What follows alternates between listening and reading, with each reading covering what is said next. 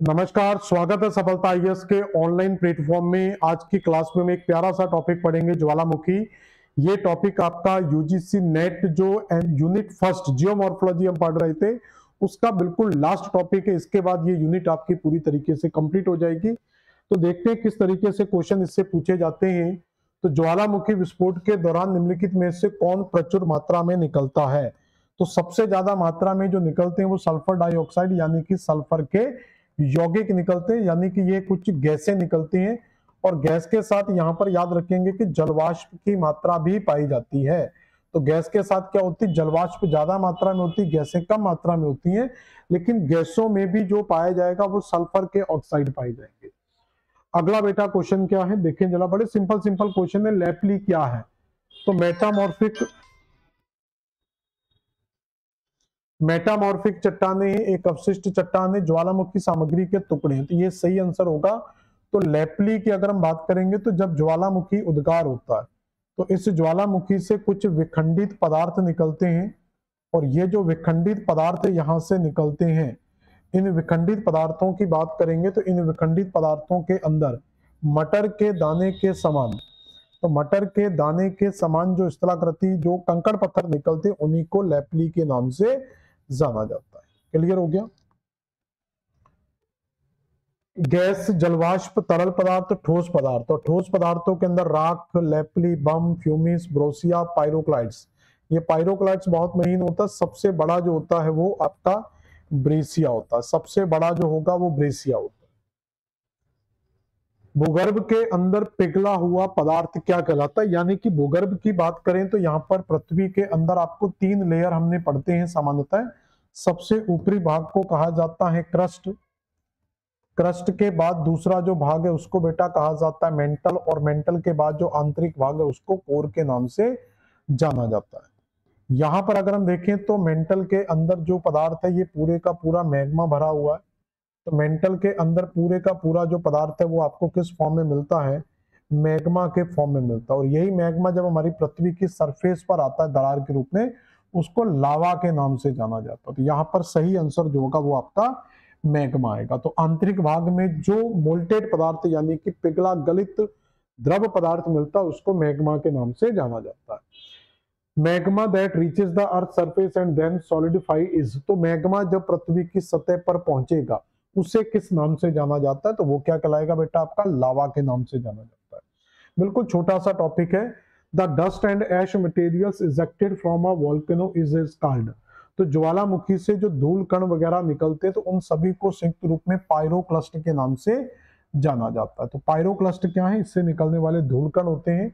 Which of the following correctly describe the global distribution of the active volcano? तो ये question छोड़ देना, इसमें थोड़ा सा डाउट नहीं, मतलब इसके ऑप्शन थोड़े से सही नहीं है। मुझे हटाना था ये क्वेश्चन लेकिन ये थोड़ा सा गड़बड़ है, इसको आप छोड़ देंगे।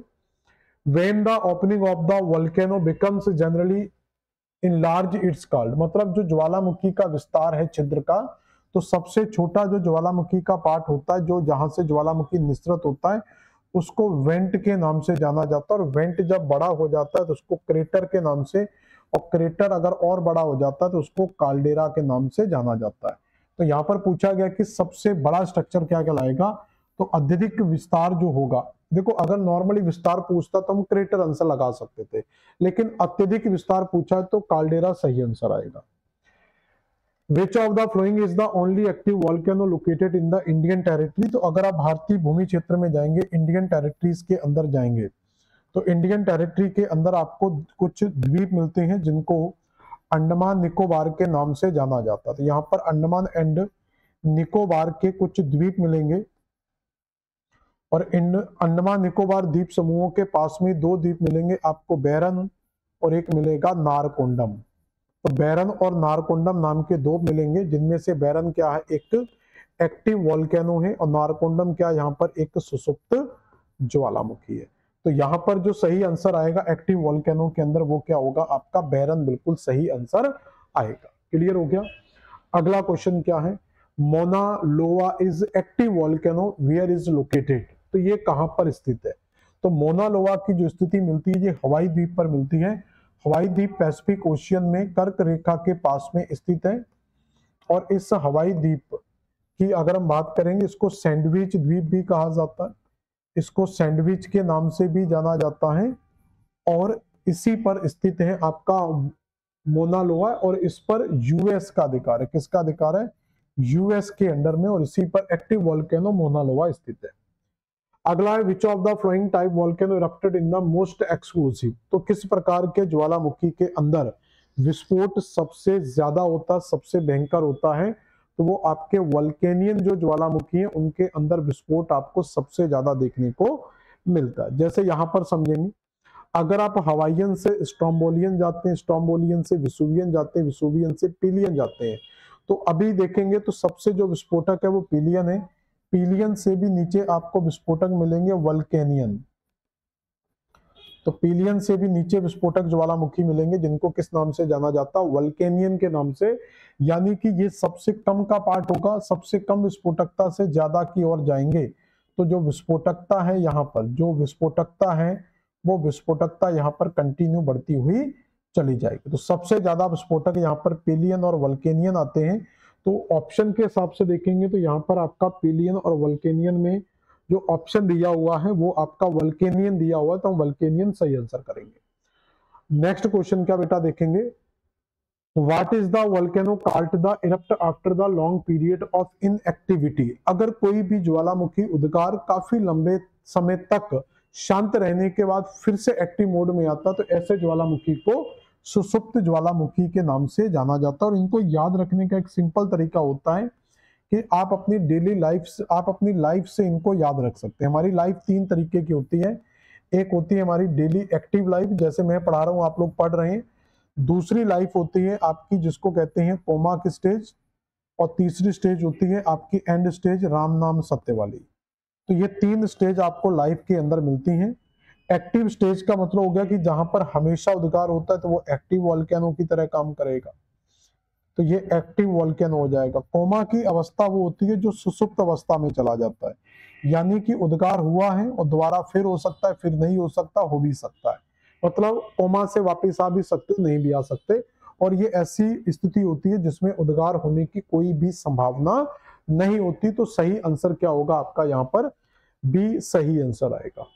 Most of the volcano world's active occur. तो वर्ल्ड के सबसे ज्यादा जो वोल्केनो है वो आपके कहां पर आएंगे? विनाशात्मक किनारों पर आते हैं। तो वर्ल्ड के सबसे ज्यादा जो खतरनाक ज्वालामुखी हैं वो आपके डिस्ट्रक्टिव प्लेट मार्जिन पर आते हैं, यानी कि विनाशात्मक प्लेट किनारों पर वर्ल्ड के सबसे खतरनाक ज्वालामुखी आपको देखने को मिलते हैं। इसको दो भागों में अगर हम डिवाइड करें तो इसमें एक तो आपकी परी प्रशांत मेखला में सबसे ज्यादा ज्वालामुखी भूकंप आते हैं, और दूसरा आपकी जो होती है वो मध्य महाद्वीपीय पेटी होती है। तो परी प्रशांत पेटी या मध्य महाद्वीपीय पेटी में विश्व के सबसे ज्यादा, तो 80% के लगभग जो वोल्केनो ज्वालामुखी हैं, अर्थक्वेक है, वो परी प्रशांत पेटी के अंदर ही आपको देखने को मिल जाते हैं। नेक्स्ट क्वेश्चन क्या उसको समझते हैं जरा। नेक्स्ट दिया था most destructive types of volcano. तो सबसे ज्यादा विनाशकारी वोल्केनो कौन सा है?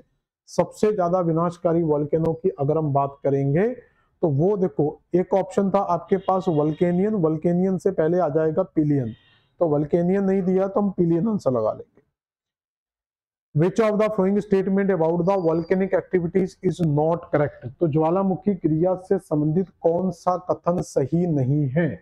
तो ज्वालामुखी 80% of volcano are found in the convergent plate boundaries, तो ये स्टेटमेंट आपका सही है। Plinian type volcano are most violent and explosive, ये भी सही है।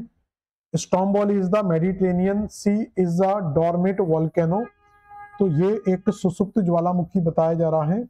तो याद रखना कि ये सुसुप्त ज्वालामुखी नहीं, ये एक एक्टिव वोल्केनो है जो मेडिटेरेनियन सी में स्थित है, और इसको मेडिटेरेनियन सी यानी कि प्रशांत महासागर के प्रकाश स्तंभ के रूप में भी जाना जाता है। तो ये स्टेटमेंट हमारा गलत है, तो सी आंसर आपका सही होगा। ज्वालामुखी गतिविधियां और प्लेट के किनारों के बीच में घनिष्ठ संबंध होता है, ये बिल्कुल सही है। ज्यादातर जो ज्वालामुखी क्रियाएं हैं वो क्रियाएं आपको प्लेट मार्जिन पर ही देखने को मिलती हैं। विश्व के अधिकांश ज्वालामुखी अभिसारी पट्टिका के नाम पर आते हैं, यानी कि कन्वर्जेंट मोमेंट पर सबसे ज्यादा ज्वालामुखी आते हैं। तो स्टेटमेंट तो दोनों सही लग रहे हैं, लेकिन दूसरा पहले की व्याख्या नहीं कर रहा, यानी कि ए और आर दोनों स्टेटमेंट सही है, परंतु आर ए की सही व्याख्या नहीं कर रहा। विच of the flowing pair is not correctly matched, तो कौन सा पेयर सही मैच नहीं है? तो मोना लोआ हवाई द्वीप पर स्थित है, ये सही है। कोटोपैक्सी इक्वाडोर में स्थित है, जो विश्व का सबसे ऊंचा, तो ये क्या है? सबसे ऊंचा, और ये ऊंचाई पर याद रखना, सबसे ऊंचा ऊंचाई पर स्थित सक्रिय ज्वालामुखी है। और विसुवियस इटली के अंदर है। इरेबस की अगर हम बात करेंगे तो इरेबस जो आपको मिलेगा ये अंटार्कटिका के अंदर मिलेगा। तो इरेबस कहां पर बेटा? अंटार्कटिका में है, तो इसलिए ये आंसर हमारा सही होगा, अलास्का में नहीं है। तो अंटार्कटिका के रॉस आइस शेल्फ जो अंटार्कटिका के दक्षिणी भूभाग में मिलेगा, वहां पर आपको ये स्थिति देखने को मिलेगी। Match the flowing volcanoes with their location and choose the correct option. तो माउंट एटना हम पढ़ चुके हैं कि ये आपका सिसिली द्वीप पर स्थित। अब देखो सिसिली द्वीप किसका है? इटली का एक द्वीप है, जो भूमध्य सागर का सबसे बड़ा द्वीप भी है।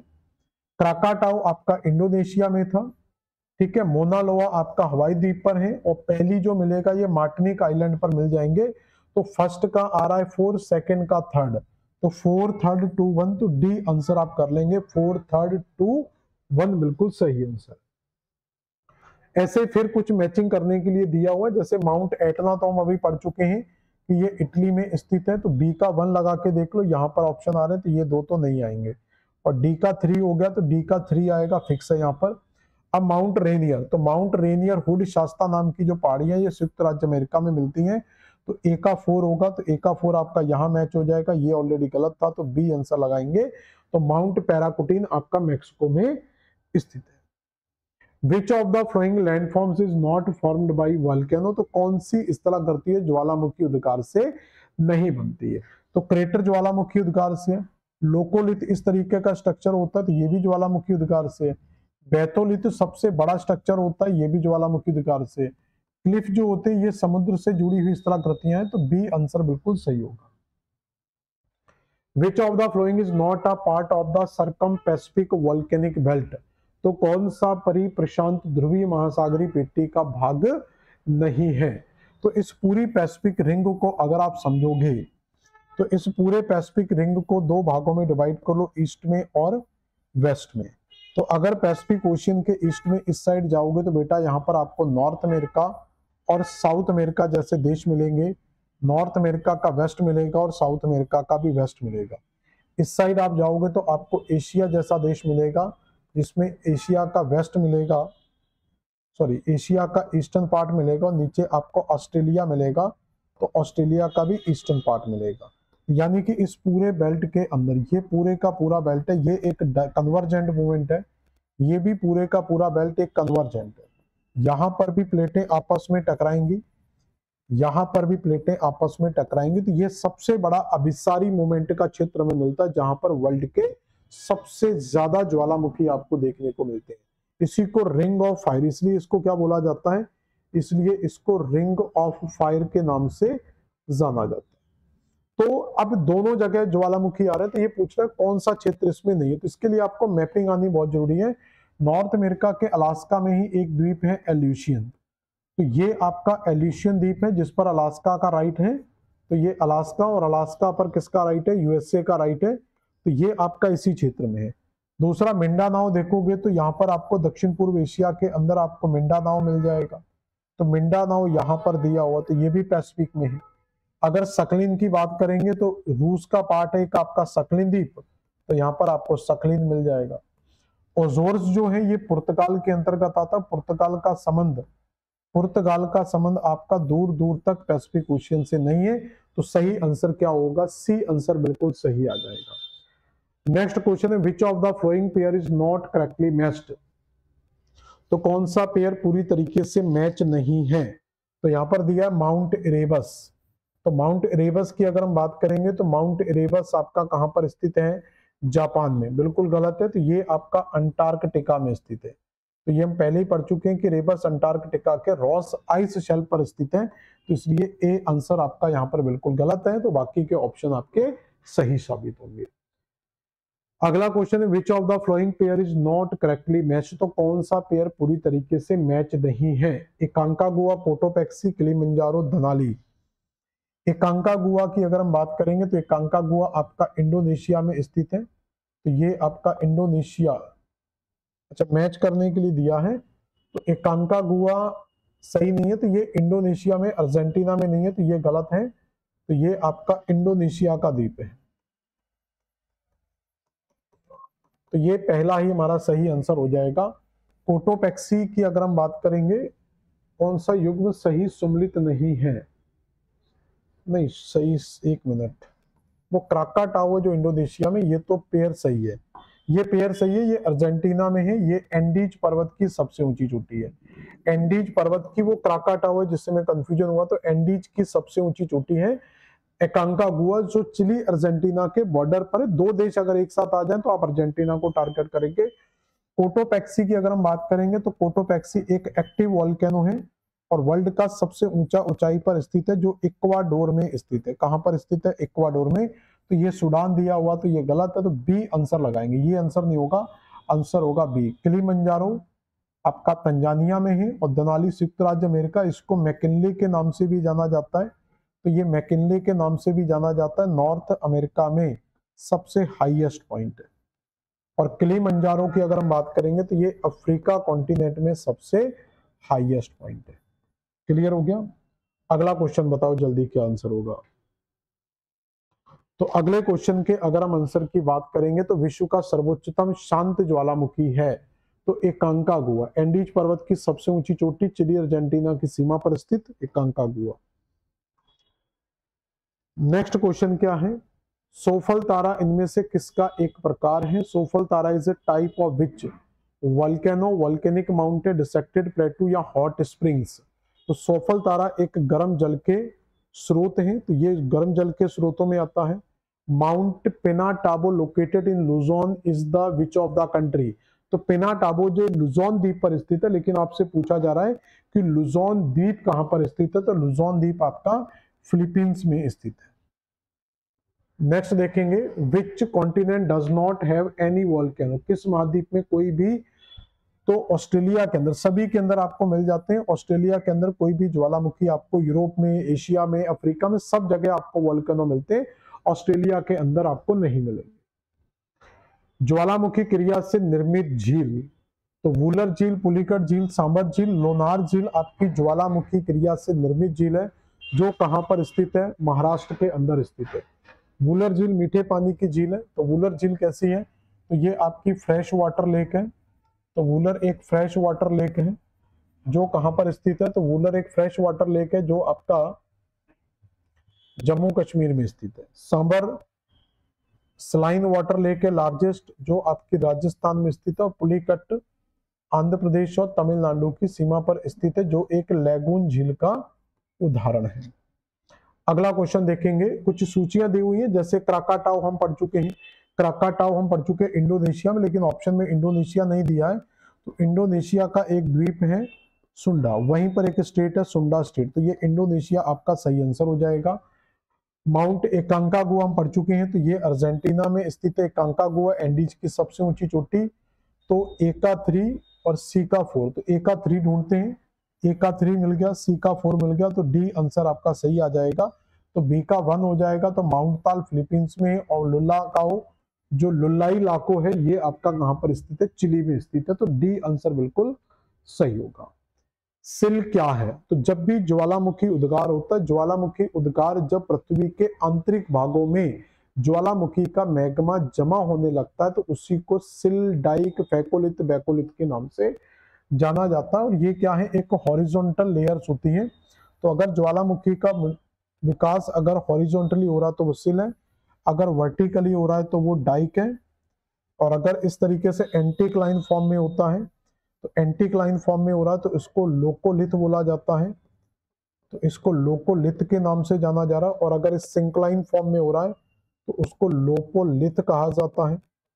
और अगर एंटीक्लाइन और सिंक्लाइन दोनों फॉर्म में हो रहा है, तो ये एंटीक्लाइन हो गया, ये सिंक्लाइन हो गया, अगर दोनों फॉर्म में हो रहा है तो इसको फैकोलिथ के नाम से जाना जाता है। और सबसे बड़ी जो संरचना होती है वो बैथोलिथ कहलाती है।